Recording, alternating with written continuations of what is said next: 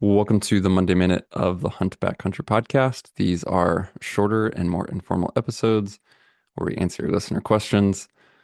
And I think we're supposed to say who we are right now, Steve. Didn't we talk about that last week? Yeah.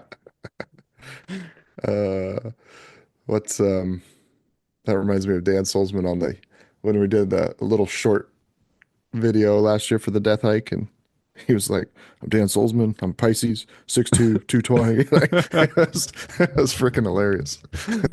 Yeah. I'm bummed that Uh, he's not going to be at the canyon. I know, yeah. I'm giving him plenty of crap for it, but Yeah. there is a reality of work and life, and only so many days you can take off. Yeah. And yeah, Well, you're the owner and designer at Exo Mountain Gear. We'll do that thing. And then I'm yeah. the do stuff at Exo Mountain Gear guy. Your work tombstone will say Mark did stuff at EXO. Did stuff at Exo.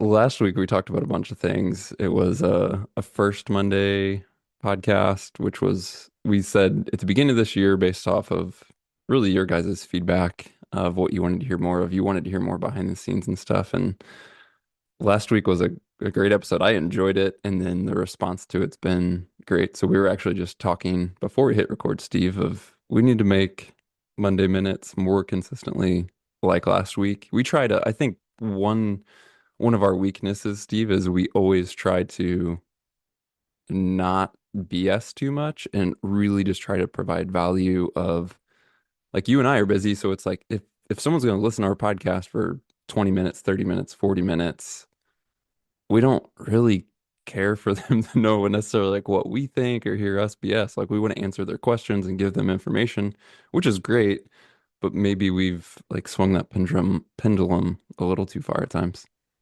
Yeah, yeah. I mean, we're all busy. I mean, to your first point there, we're all busy and got busy lives. And if I'm gonna take, I guess I'm not, you and I are not both like super into entertainment. I want education. I want to learn. I want to become better. I want to be like moving forward in life. And yeah, so just when podcasts get too rambly, where they're just like, we were listening to on the way back from the Hillsborough show, Jake and Justin and I were listening to this Theo Vaughn podcast. He had some comedian on, and I asked Jake, I was like, "Who's a funny comedian?"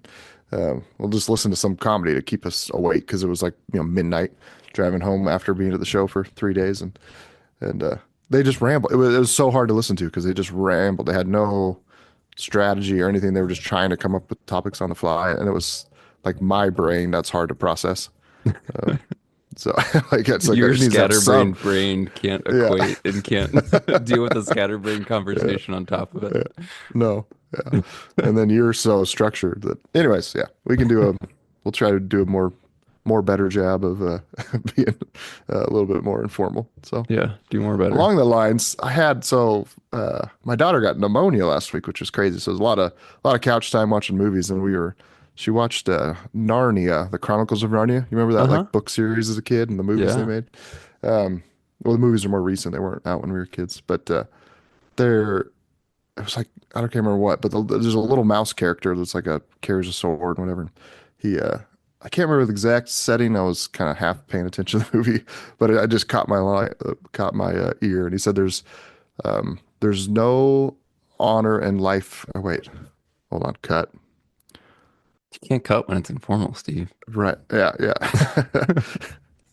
um, there's no honor in turning away from an adventure, or it was like there's no honor in a life without adventure, Mm. and I thought that was like it's a little extreme, but I immediately tied it to I was my son's playing flag football, and I was talking.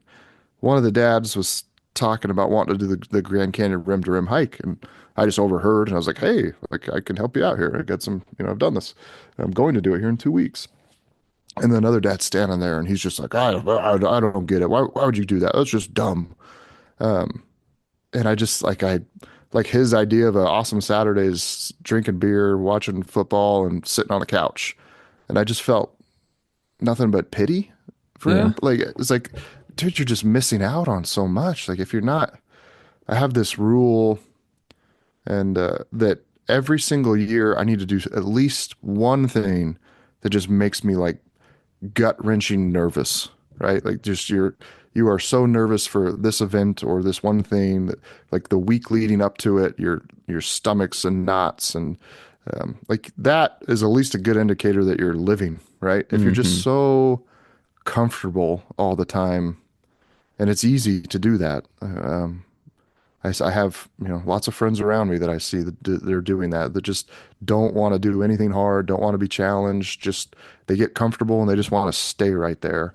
And you're just stagnant. So it's like there's no honor in a life without adventure. I think there's a lot to that. Yeah, that's great.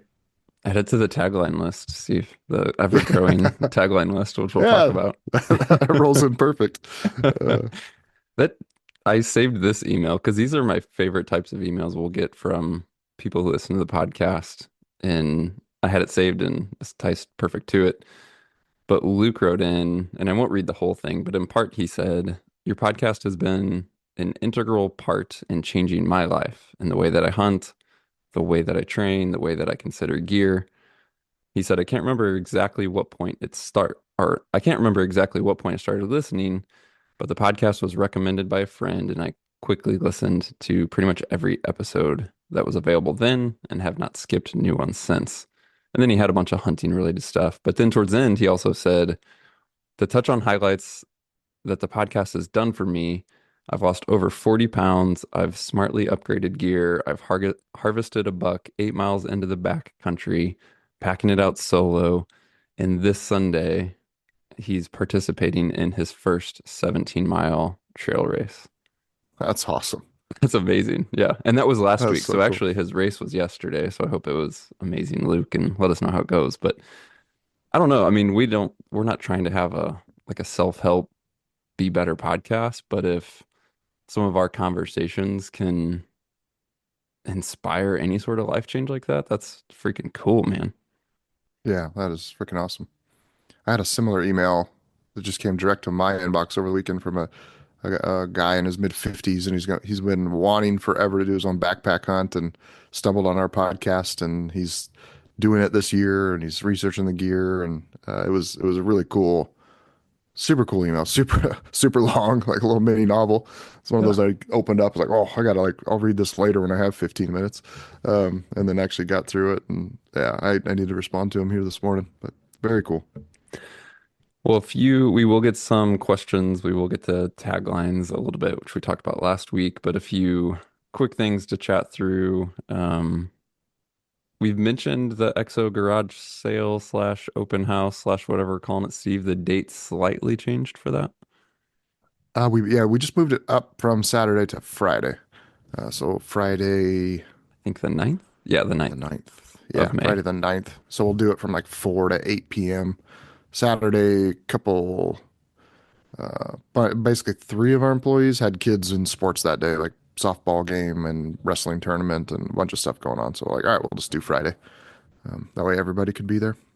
And Yep. we are going to do so I bought this, with my knee issue. I had a bunch of people, friends, all recommend like pulling a sled.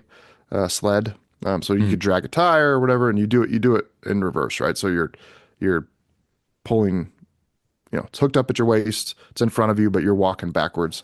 And what to the workout that does for like right above the knee, just the base of the quad. Holy crap, it's impressive. And so we've been doing, me and Justin and Jake have been doing that this week. We drag it once around the building and then push it around the building. And then we swap, like the other guys, Jake and I did this a couple times. The other guys doing step ups, and then you just rotate back and forth. And like, we should do this during the garage sale, like have a little mini competition. And then I bought my daughter a Red Ryder BB gun, because I wanted to do like a little mini archery shoot, like a steel target kind of fun shoot, but it's in city limits. Yeah, probably like, I Yeah. mean, we'll shoot in the back at the office like during summer days, but just, kind of privately, I guess you could say. Um, but probably not a good thing for a public event. But with a little BB gun, and I get like a little mini steel target. So it's like we're gonna make a competition. You gotta pull the sleigh around, push it around, and then shoot the target. And then if you do that, we'll have some cool raffle prize or something like that. Jake and I got to work out the details of everything this week, but just make it Yeah, fun, interesting. Yeah. that's a lot of fun. So that's next month. Month after in June is the golf tournament. Again, I guess the second now. It's mostly sold out, but if you guys do have any interest or want to learn more, the best way really at this point is just to email Jake. So go bug him about the golf tournament if you're interested. But again, spots are mostly sold out, but there's maybe some ways to get some folks in. But bug Jake about that. Um, later, Jake's Mick, thanks a lot. I know, right? I like doing that. I said all that with a smile. Yeah. Um, the tall boy Nalgene holders, if you guys have ordered one of those, they're going to start shipping later this week. So just a heads up, look for tracking info to come on that. Yeah, just a lot of stuff going on. Last week we kicked off the Why Do We video series. We have another one coming out Wednesday, shooting more of those, and also bringing that up here to say if you guys have any questions or you're wondering, like you've looked at our packs or maybe it's not about the pack, it's about us as a company. You're like, hey, why actually do they do this thing or make the pack this way or don't offer such a thing? Feel free to let us know. Maybe it's something we'll tackle in one of those videos, or obviously you could just do it on a future Monday Minute podcast or something like that. So that's kind of a quick look at what's going on. That's a whole like there's probably 1,000 to 1 questions on why don't we versus why do we. So That's a because good point. we do so little as far as product diversity and things like that. There's just basically one frame and 4 bags and a couple accessories, and that's it. Yeah. Yeah. Somebody who asked about a kids carrier. I was CC'd in Oh, that there's email that so you got many back of to. Yeah. them. But yeah, Yeah. that comes Take up your quite a bit. take a K4 frame, buy 4 sets of locking buckles, and chop off the harness and belt of your crappy Osprey, whatever kids carrier. Hmm. Really strap that K4 frame down to it with the locking buckles that aren't going to go anywhere. And it's a night and day different. Hmm. That's my informal answer. Yep. That's what you did. That's what I've done. There is, I don't know if I told you this, Steve, or if I'm supposed to say this out loud, but I'll ask for forgiveness, if not permission. Austin from Graxaw is in that stage of life right now, and he's working on something that's supposed to Hmm. work, not specifically for a frame, although he's testing it, developing it with our frame. But he wants to try and make it a bit more universal to some of the other hunting pack frames that are out there. So I haven't seen it yet.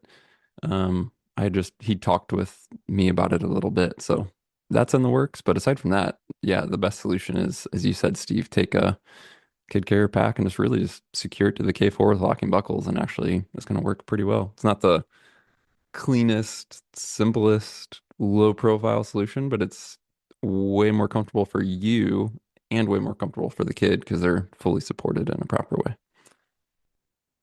We're having Nate Simmons on the podcast Wednesday. We're chatting with him. Um, Yeah. I'm just super excited to chat with him. If you guys have questions for Nate and you're hearing this as of like immediately on Monday, feel free to send those in as well. But we're chatting with him Wednesday, and that's gonna be a fun episode for sure. I'm just looking forward to it. So stay tuned for that one, or let us know if you have questions if you're hearing this right away. Yeah. Do we have a rough outline for that yet? Yeah, I sent well, I'd asked Chris Denham, who knows Nate very well, a few things. Hmm. And he definitely gave me some topics. And then I chatted with Nate via text this last week, and he was going to send me a few notes. And then last night on Instagram, on our Instagram, I did one of those question submission things. And those always get really good responses. I put that up last night and haven't looked yet, so I'm sure we'll get a ton. It's gonna be a matter of refining and like putting some limits on what we talk about with Nate. But I Hmm. definitely want, he's such a, I mean, gosh, Nate's a great hunter. There's so many directions you could go, but I definitely want to talk with them about some archery setup stuff. He's very detail oriented in that regard. Yeah. And it would be fun to do for sure. And then obviously you get someone like Nate on the podcast, you definitely have to dive a bit into actual tactics and strategies as well. So yeah, need to refine it. Yeah. Cool. Yeah. We were. I was actually at his house last summer for just on my way through visiting family and stopped by and had a dinner at his house one night with the families. And he was, we were just talking archery and then like his incredibly just detailed thought process and just different than my thought process too, which was interesting. Like coming to the same conclusion, but how we got there on like the importance of certain things in archery. And he was really one of his biggest things is getting the arrow as quiet as possible in flight to the point where he's like you know, setting up a target down range and having somebody kind of stand down there in a safe area or he himself and someone else shoots and just like tracking, recording the sound of the arrow makes. And I think there's something when we did that podcast just with Jeremy the other day about animals jumping the string Hmm. and there's definitely like it's a very high level stuff that's you don't even want to like burden somebody who's just getting into archery with, but there's definitely some things going on there where I think you can improve that wounding rate by getting like a really quiet arrow setup. Yeah, And is it the arrow or is it the bow or both or which one's more exactly. important? Yeah. Yeah, that's definitely something I want to talk to him about. I had all those same thoughts of like, what has he done? What matters to him? Is it, I mean, there's so many aspects of that. It's the Yeah. broadhead, it's the vane, it's the bow itself. That'll be fun to chat through for sure. Quick question, Steve. This one came in from Todd, but there has been kind of several like it. People have heard you and I both, I think, at this point, mention a Peloton some in our training. Hmm. So Todd asked, if you've been using Peloton's built-in training content, or are you structuring your own rides like from duration, resistance, output, etc. So for people Mm. who don't have a Peloton, just to provide some context to that question, it's an exercise bike, it's an indoor bike. You can just hop on it and start spinning. It has settings for resistance, so you can basically simulate, yeah, resistance. Like, does this feel more like I'm going uphill or more like a flat road? But Peloton has courses if you kind of have their training plan, if you pay for it, in a massively wide variety of structured either training plans or just different types of courses, and you can ride either real time with an instructor or go back to previously completed classes and just repeat those. But they will, in a course or in a class, they're going to tell you, hey, your resistance should be at this setting, your cadence, which is how fast you're pedaling, should be at this type of setting. And then they have different types of courses for different goals. And yeah, is it intervals? Is it endurance, etc.? So that's the context of the question, just for people who have no idea of how a Peloton works. But what do you do, Steve? You're calling it course. I would just call it a class. Yeah, But they, same they thing. have a giant library of, I know like my brother-in-law, he rides Peloton a lot as well. After coming to our house years ago and riding mine, him and his wife both bought one and they use the crap out of it. And he does it in completely different like work like variation than what I do. So I just ride classes, and I kind of actually stick to like I found a couple instructors that I like, and then you just follow their guidelines. So they're going to give you a cadence, so how fast you're pedaling, and then what resistance to set to, and everything's within a range. And then it's you pick 30 minutes or 45 minutes or an hour, and then just ride. What's that aspect is what makes it so freaking awesome.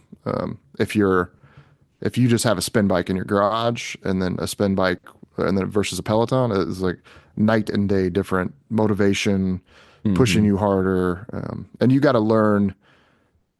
You generally ride within their cadence suggestions, but 5 to 10 Resistance. resistance settings higher than what they're saying. So if they're saying ride at 50, I'm riding at 55 or 60. You just kind of got to find what works for you. It's their very general guidelines they're given. But if it's too easy, you simply just go add resistance and like keep that. Like, okay, this entire ride, I'm going to ride 5 over their max settings. And I'm like, again, like I said, I think just last week that I forgot how stinking good biking was for you. It's low impact. I can do it on days when I'm sore. The endurance base you build up, the cardio base you build up, Like if you just bought a bike and started riding 3 days a week, and did that now through hunting season, you would go into hunting season just freaking rocking. Mix in a few hikes here and there and maybe some step ups. Yeah, you're going to be doing good. And it's great because it gives you, there's no excuse. There's no bad weather days where I always prefer to get outside and go for a hike or go for a mountain bike ride. But like Hmm. right now, it's pouring rain here in Boise, and like, okay, it's a Peloton day. I can't get on the trails. It's muddy. So you just eliminate that excuse. And you can find used ones. Well, I want to get one for the office. Used ones are on Facebook Marketplace for 500 bucks ish. Yep. And then to get the classes, to access to that, I think it's 30 or 40 bucks a month. It's been so Hmm. long ago that I don't remember.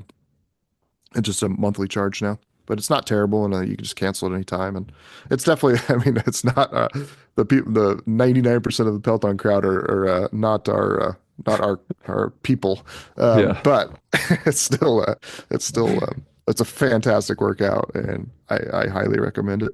And if you're at all competitive, so the screen in front of you shows like how many people have done this ride because you can do them live. I've never done a live one. It's always like one that aired 6 months ago, and they show where you're at. So if 40,000 people have done the ride, I aim to be in the top 5%.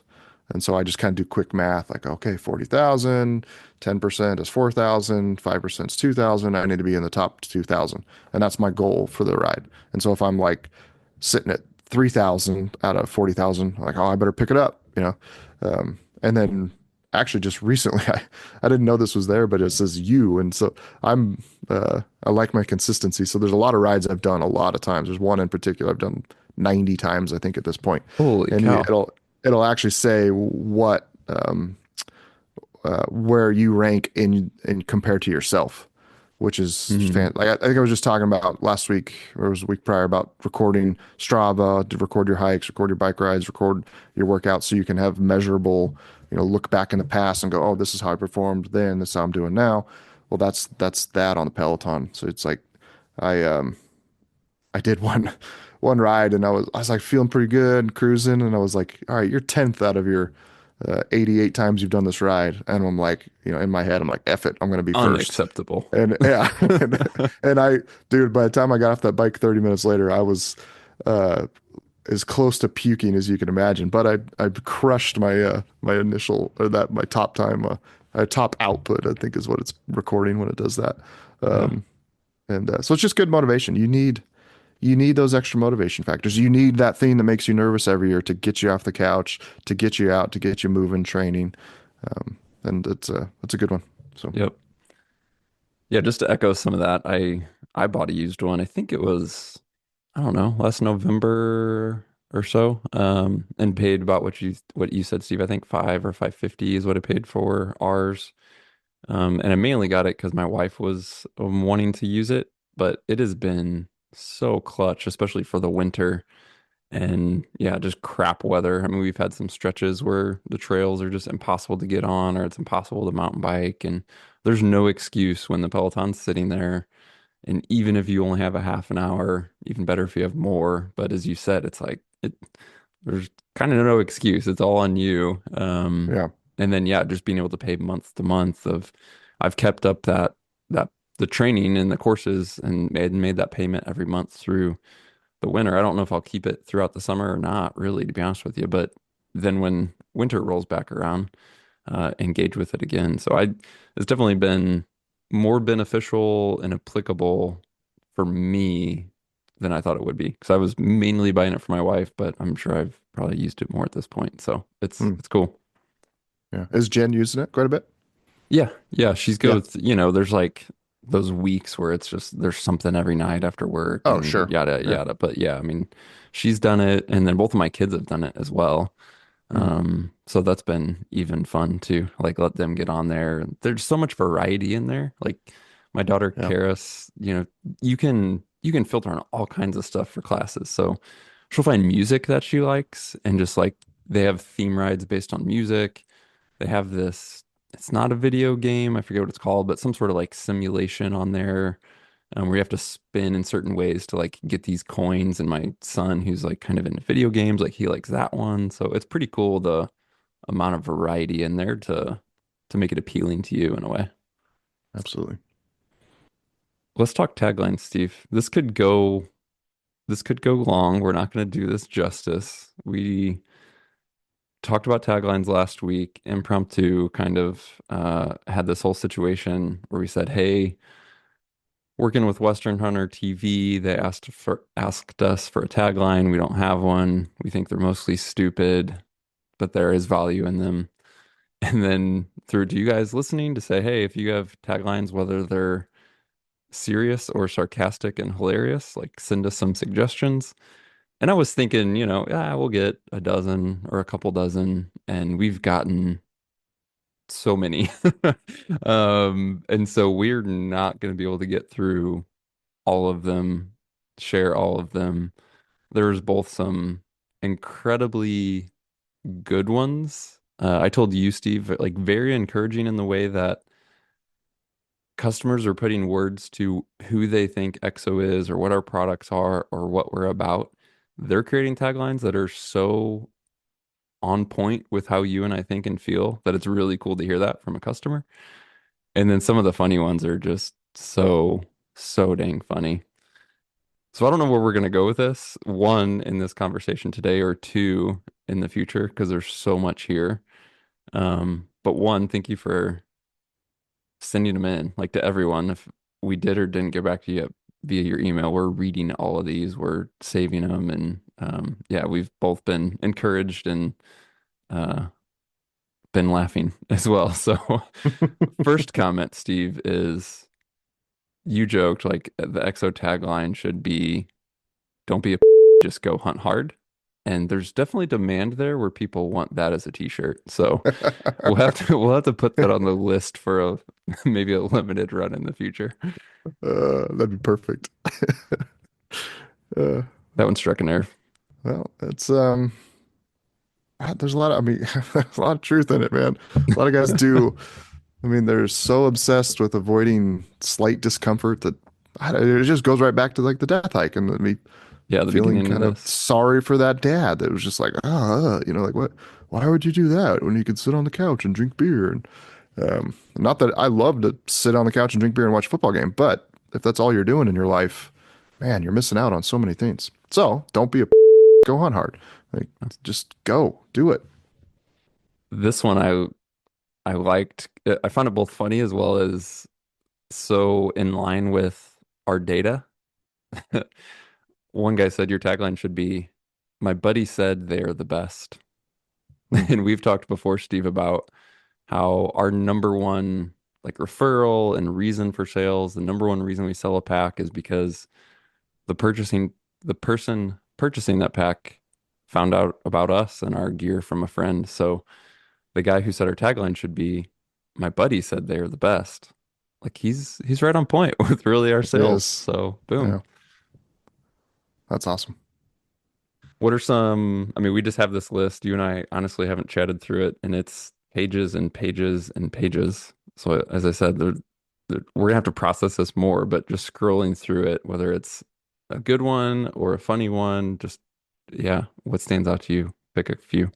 I mean, you got this next one on there where the guy said, I have a K4. I wish I had purchased a pack earlier. I'll be 59 this year. I can honestly say the pack's kept me in the game. Carrying a heavy load has kept me believing I have many more years left in the backcountry. And then here's my suggestion: realize your potential, and that's freaking cool. Like that's right. Like there's it goes back like you're capable of so much more than we realize if you're just willing to push yourself. Hmm. So I really like that. Realize your potential. Yeah. Um, and then next one, no boundaries. Obviously, no boundaries is, I guess if EXO had a tagline, that is the original that came from me talking with my buddy Cody Kellum. And I think, I guess this would be back in 2013, right when we were very first starting and going. I was describing to him what the goal of the pack was, and basically, and then he just came out with like, basically like, wanted to communicate to people how you can like hunt. Going back to this this previous one. The guy's 59 and realized he can do more than he realized. Um, and I was describing that, and Cody's like, no boundaries. He just he's really creative in that way, and it's like, oh, that's a great one. I like that. So we did do that for a shirt, but we just don't have the. There was a bunch in here of people said hunt backcountry should be our tagline. What was the other one of our t-shirts? Um, Built, tested, proven. We did a shirt Built, tested, on. proven. Yeah. Yeah. Um, a bunch of ones that we've kind of used, but we just don't have like this official marketing. This is our tagline for Exo Mountain Gear. Hmm. Um, but No Boundaries is a good one. What else? This one, uh, we make embracing the suck less. I was like, yeah, that's fitting. Like Yeah. you're loaded up, you're carrying out an elk. There's going to be a level of suck to that, no matter what, but it's going to suck less with a good pack. Yeah. Yeah. So I was like, that one's pretty spot on as well. I mentioned last week when we were talking about this in some context. I know I mentioned I use the phrase because I've thought of it this way, used it this way. It's very true. It's not meant to be a tagline, but like every stitch and square inch of the pack is built on purpose and with a purpose, right? I think I was Hmm. sharing that when we were talking about the Why Do We series, and we're doing this video series because every stitch and square inch of the pack is built on purpose and with a purpose, but the customer doesn't always know why. So in this video series, we're going to be able to share more about that. But people mention like that is your tagline, like you said it, which is very true. There's a lot of variations on that of like built with a Hmm. purpose and everything else. It's yeah, there's that's definitely very true. So there's a lot of variants of tagline suggested around that point for sure. Hmm. I like when performance matters. I think that's it true to like my design efforts intentions, right?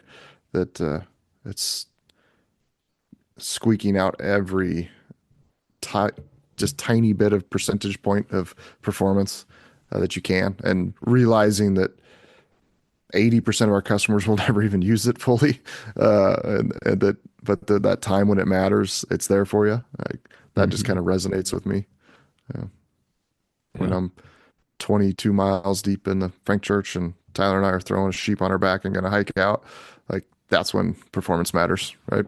I mean, and we've said that in other ways of like, look, if I guess my perspective on what's hard has changed dramatically. But if it's like we kill an elk, within 2, 3 miles of the road, it's like, whatever. Like we'll just have this out and like completely done in one day and not even be sore tomorrow. Um, and then to me, that's like I'm not even worried about deboning at that point, or just like, throw it on the pack, let's go. It's comfortable. This is easy. Um, but when performance matters, when you're really pushed up against the wall with a difficult challenge in front of you, the pack's there for you. Oh, just looking back at the list, some of these are so funny. A throwback to experience project for you, Steve. We go balls deep. I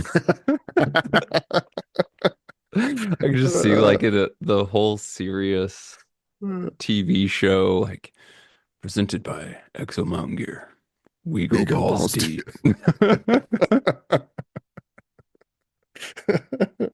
Straight from your Uh, mouth, though. I mean, yeah, it if people is. didn't see Said that, it. that was Experience Project Caribou Hunt. I don't know what episode, but a Uh, fun we were getting moment re for sure. we were getting ready to go on the rafts, and like everybody was uh, talking about doing something that makes you nervous.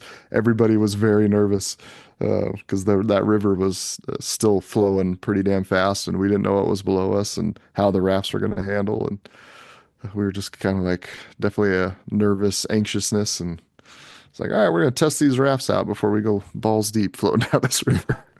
Uh, uh, there's Good definitely maybe time. there's a whole like series of t-shirts that we could do that are the funny version of Yeah. these. Yeah.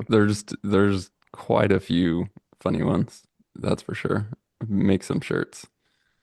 I didn't anticipate this, but numerous people with Ricky Bobby Mm. taglines, like multiple separate emails, like EXO, we piss excellence.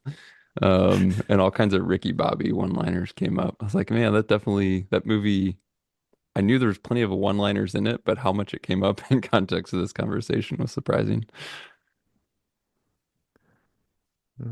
Yeah, there's some good ones in here, man. Performance simplified. I know that Mm. that speaks to Let's you sh- and I a lot. I don't, that's yeah. to me, like that tagline illustrates there's so much meaning to certain things for us, but I think the reason you and I, Steve, struggle with taglines, part of it is you take a phrase like that and it can sound short and clever and maybe meaningful, but the problem is in 2 words. I mean, it's the problem. That's honestly the point of a tagline, really. But in 2 words, performance simplified to you and I, Steve says, I mean, it's a book, it's a conversation, it's hours, it's years of development and intent and testing. And the fact that that's wrapped up into 2 words, performance simplified, means a lot to us. But to Mm. the average customer who doesn't know us or X amount gear or what we do, why we do it, that like me those 2 words may just fly over their head, right? Hmm. It Yeah. does just sound like a tagline that some marketing company made up. Yeah. No, that's another one that resonates uh really with me from the design perspective, and one that I'm revisiting currently. Like I said, as I'm talking about designing K4X frame and some lightweight bag options,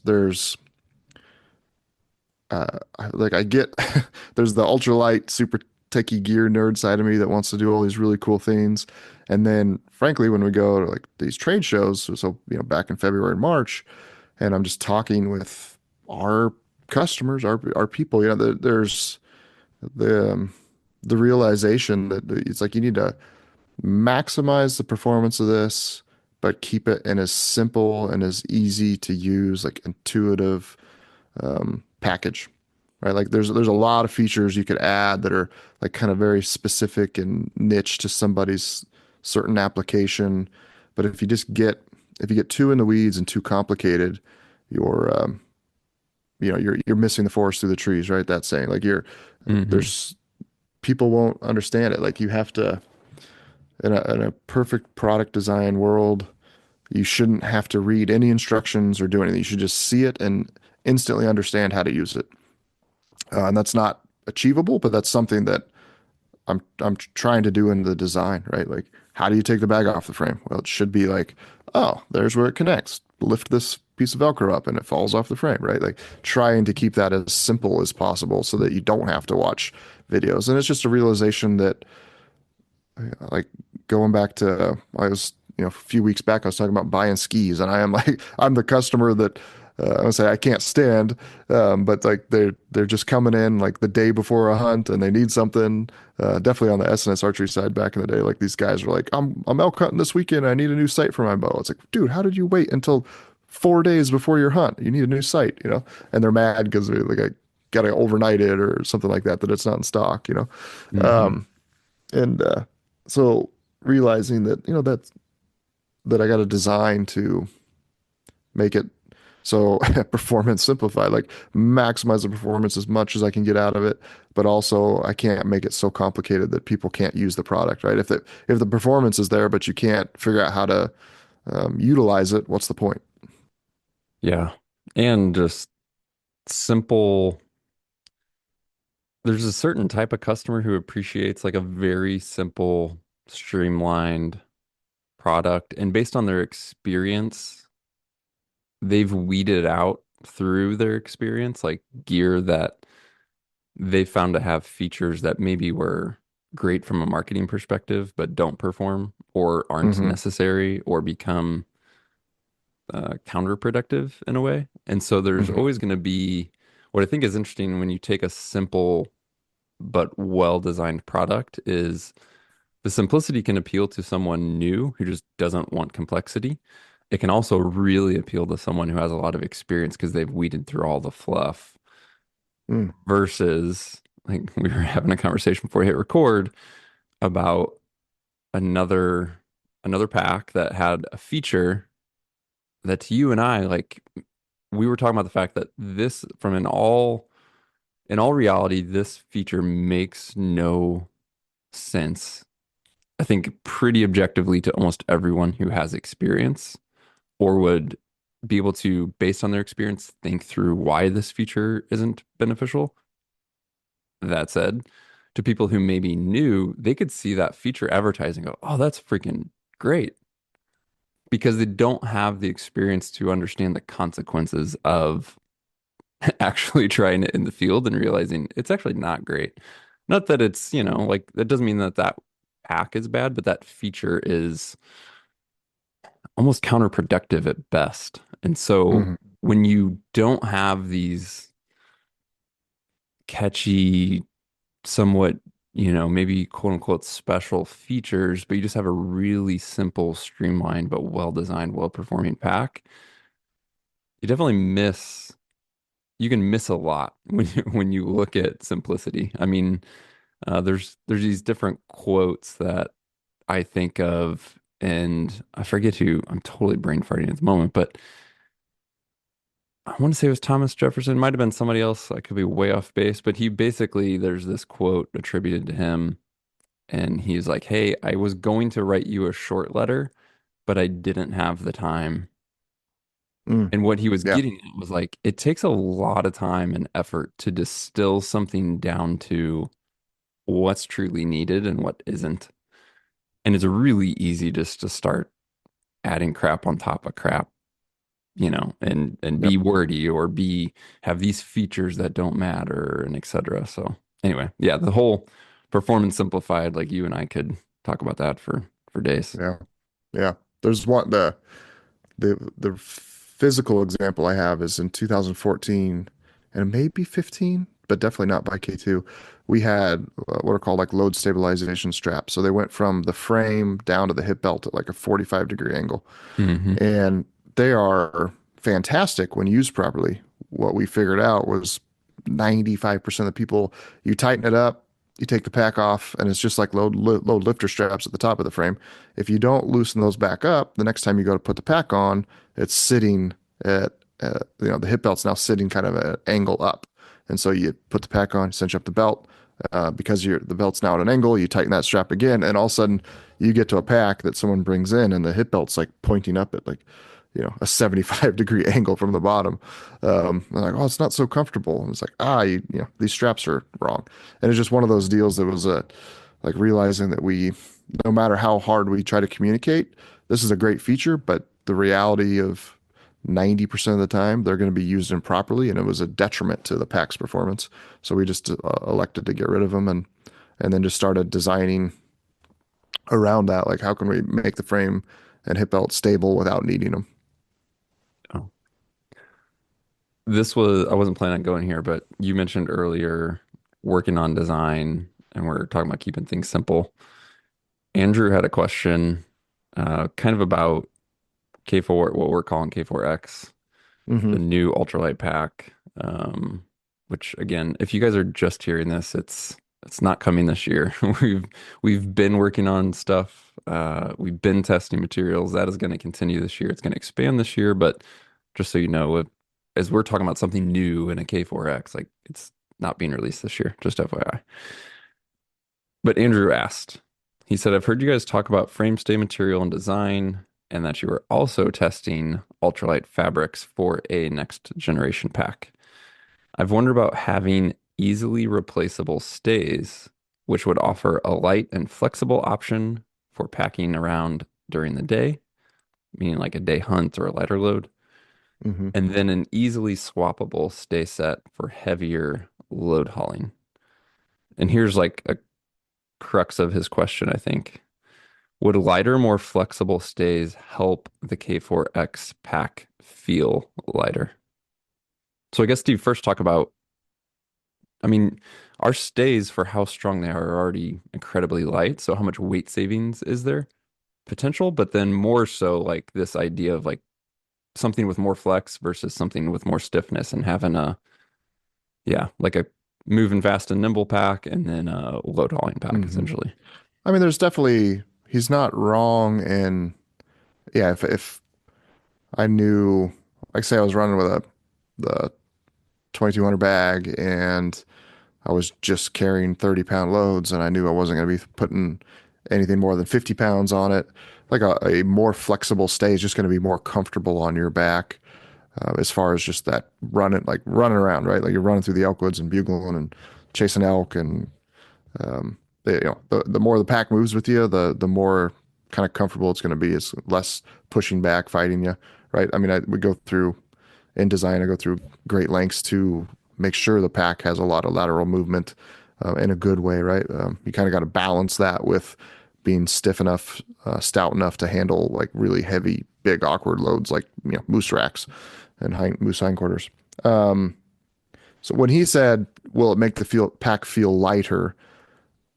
I immediately thought he meant not lighter in weight, but just like the weight carried feel lighter. Hmm. And no, it would not. It would have the opposite effect on like the more flexible the frame is, the more the frame's going to flex and therefore put weight on your shoulders and not transfer that weight to the hip belts. So that with that lighter frame, heavier loads are only going to feel worse. So the pack will feel heavier. The As you said, the stays are already so stinking light. I want to say it's Oh, not quite 7 ounces for both stays. So 3.5 ounces a stay. I do have ultralight versions sitting on my desk in the office that get down. You save, they're like 2.4 ounces. So you save a little bit there, but there's not a lot of weight to be saved. So it wouldn't be so much as saving weight as creating a stay that's super flexible. But again, it would just only perform worse under heavy load. It'd be something cool. The molds for those, it's like going back to performance simplified. Like the more options we create, the more confusion we create. Like, oh, do I buy this stay or that stay? Like it gets too confusing for the consumer. And so we always keep things simple. Like basically, here's the best possible all around backcountry hunting pack that we can possibly design, and that's our offering. Versus here's a pack and here's a 50 options, and you need to figure out what works for you. That just makes it tough for the consumer. Um, but the molds for the carbon are very expensive, and the actual demand for a super lightweight stay like that would be very very little. Like 1% of people would actually want to buy that and use it, I think. So it's just not something that financially, business decision makes sense to do. Makes me think of a tagline here from Cody XO. We know how to handle big loads. That would definitely be a joke I tell Jake. uh, Well, that was good.